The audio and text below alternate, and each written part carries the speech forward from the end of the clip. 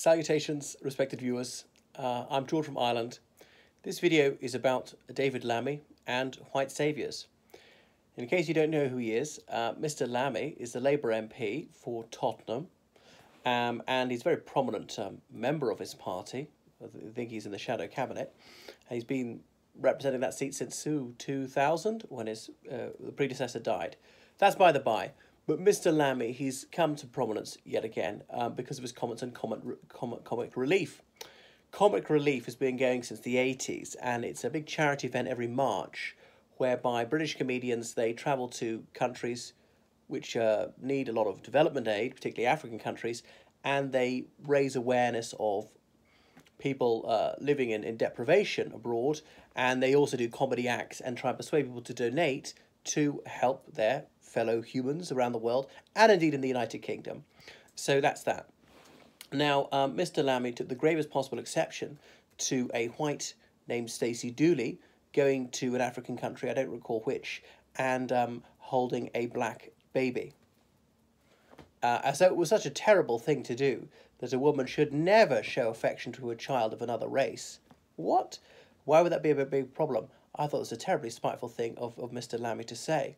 So, quoting some of David Lammy's own words, saying, "Comic relief is not challenging the audience." Well, I suppose it's not.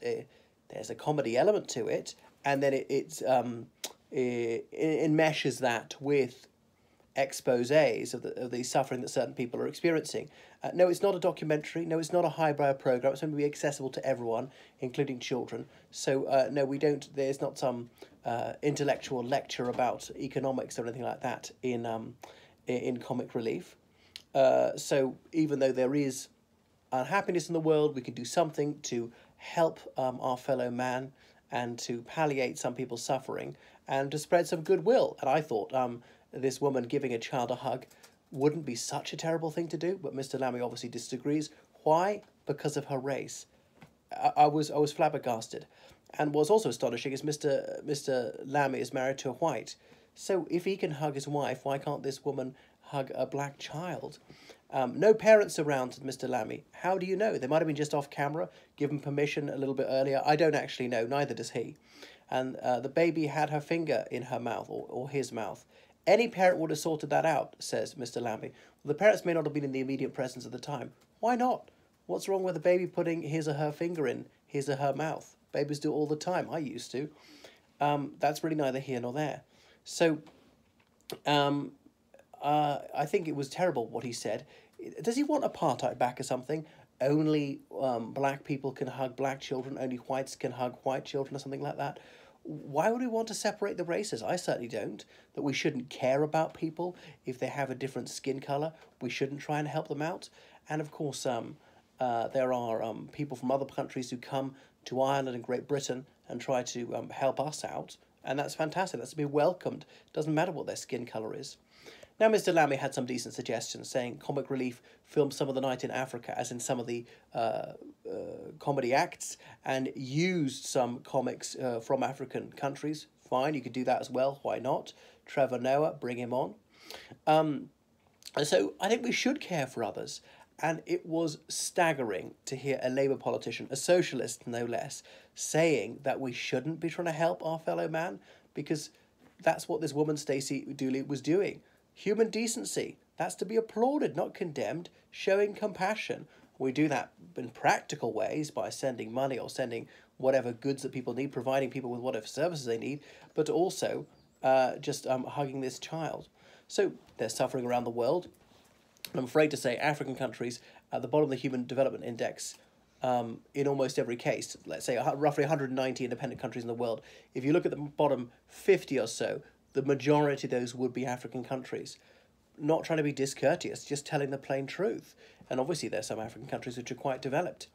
I remember the Chinese proverb, what does it matter if a cat is black or white so long as it catches mice? Well, what does it matter if someone in comic relief is black or white so long as he or she is raising funds for the needy? So, and he said, oh, this is all about white saviour myths. Now, it's true that Stacey Dooley is white. Is she saving this child? It might be too strong a word. I don't know quite what the child's situation was, but she's certainly calling attention to people who are in need, and that gets people to watch, and that gets people to donate. So is that saving, or perhaps that's an exaggeration? It's helping, certainly. Now, colonialism, well, it's been around as long as human history has been around. It's an ancient Greek word from they're setting up colonies around the Mediterranean. So no, it didn't just start, let's say, in the 18th century with Europeans conquering some of the coast of sub-Saharan Africa. So colonialism was sometimes dreadful and it was sometimes wonderful. It varied enormously. But we could look at the positive side of it, as in people bringing literacy to those who previously had no written language. Sub-Saharan Africa had only one written language prior to colonialism, and that was Amharic in Ethiopia. That was through the North African countries in Arabic, which obviously originated in Saudi Arabia as a written language. And obviously doctors and nurses came out to save people's lives, which hugely extended longevity, which has led to this population explosion in African countries. And people with more modern agricultural techniques were also helping, and various engineers were building all sorts of things. There was the side of colonialism which really was saving people. I know there's a side of colonialism which was villainously cruel, the slave trade and also and so on. The slave trade obviously didn't start with European colonialism in Africa. Again, has been going on throughout the chronicles of history, throughout the world. What was unique about colonialism was ending slavery in Africa, not starting it. And this is not to de-emphasize and not to trivialize the appalling and unutterable suffering of people who were kidnapped and taken across the Atlantic in the shameful transatlantic slave trade. So black people can save white people, just as the reverse is also true. People from Africa come to Ireland, Great Britain, and help us out. I was delivered by a South African doctor of Indian origin, as it happened, or being treated by a Nigerian doctor in the United Kingdom, or their African teachers are helping people in the UK so much. So why is it that Mr. Lammy appears to believe that only black people should be allowed to save black people and only whites save whites? It is retrograde and very distasteful. So comic relief is about public relations as well as raising funds. Yeah, it's about gaining publicity for issues that we need to address. We draw attention to people who are going without. And we raise awareness of various issues, of various diseases, well, including AIDS, for example, and people who don't have access to the things they need. So some people are so hypersensitive, like Mr. Lammy. He said he was reflecting the views of his constituency, which I don't doubt. But would people rather that those people we featured in various African lands, that they go without clean water, that they go without decent housing, that they go without sanitation, they go without healthcare, they go without schooling and so forth? Surely not. Honestly, how bad is it that Stacey Dooley showed some goodwill towards this infant?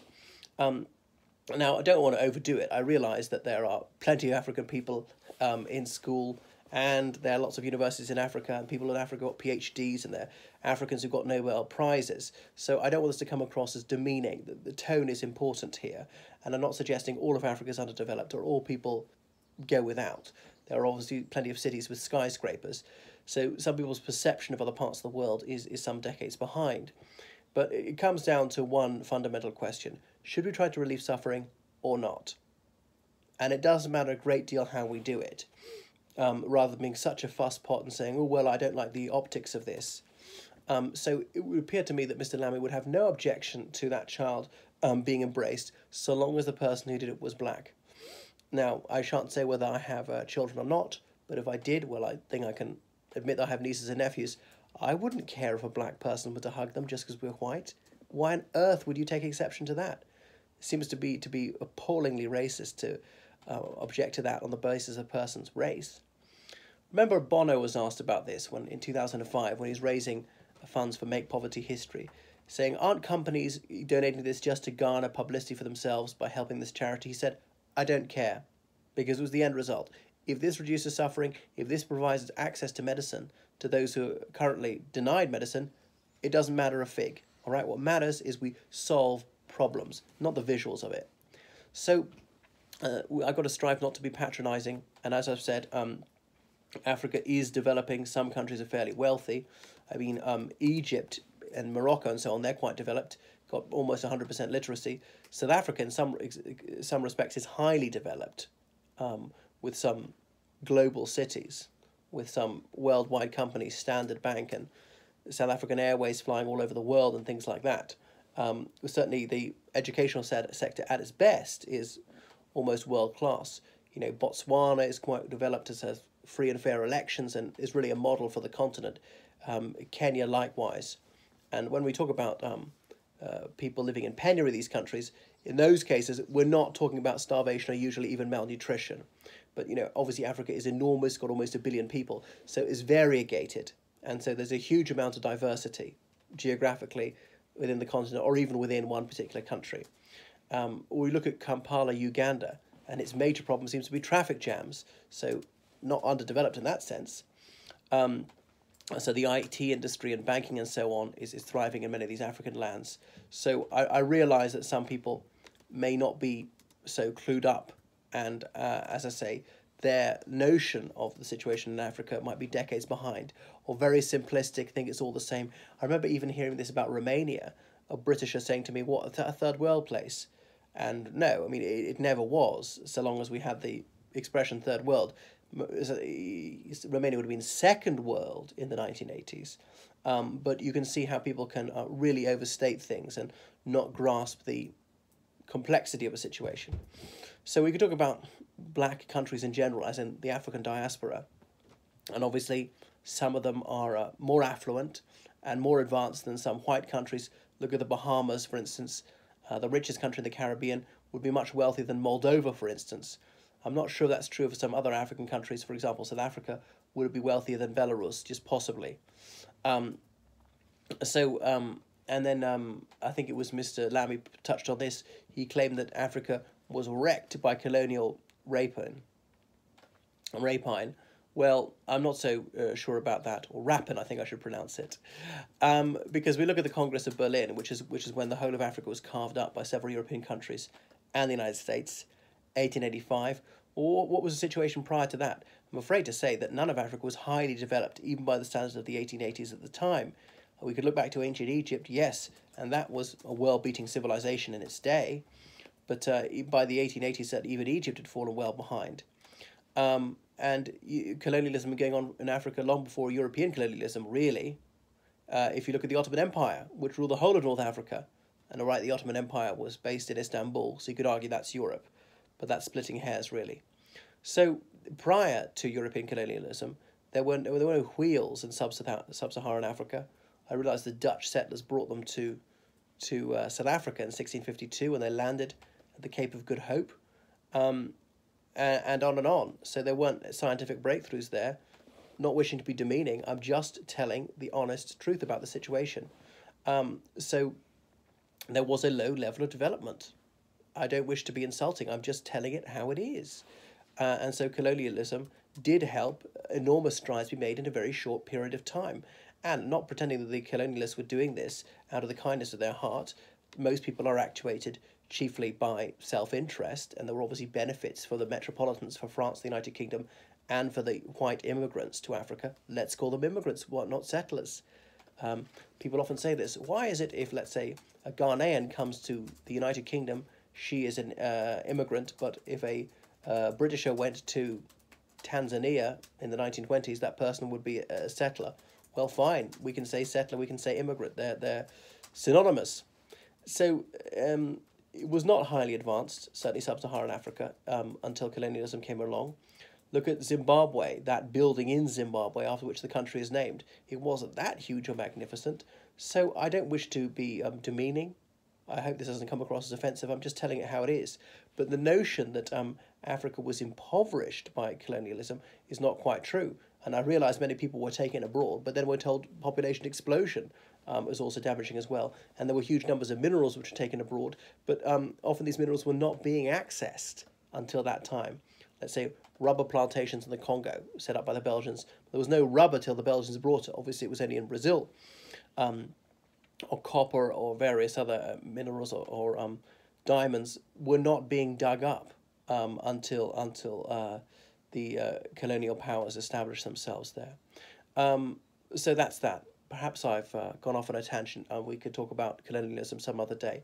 But anyway, I wish Mr. Lammy would calm down, be a bit more reasonable and not quite so malicious towards someone who just showed a tiny bit of kindness.